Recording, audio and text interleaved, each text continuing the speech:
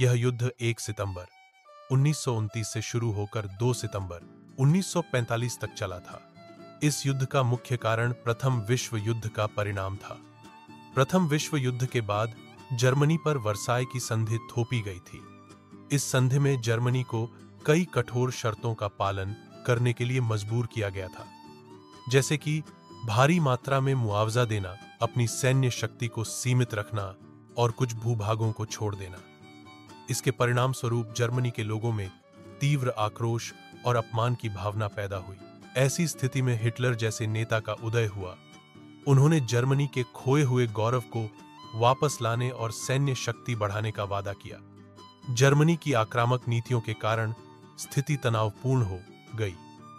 Hitler के Poland पर आक्रमण के साथ द्वितीय विश्व युद्ध की शुरुआत हुई। इस युद्ध में एक तरफ धुरी राष्ट्र थे, आक्सिस, धुरी शक्तियां, एक्सिस पावर्स, जिनका नेतृत्व जर्मनी, इटली और जापान कर रहे थे। दूसरी ओर मित्र राष्ट्र, एलाइड पावर्स थे, जिनमें ब्रिटेन, फ्रांस, सोवियत संघ और संयुक्त राज्य अमेरिका शामिल थे।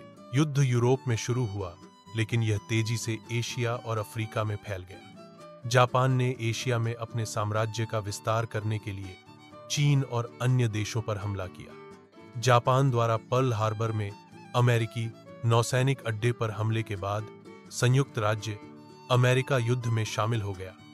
इसके परिणाम स्वरूप युद्ध का रुख बदल गया। मित्र शक्तियों के प्रतिरोध के सामने अक्ष-शक्ति कमजोर होने लगी।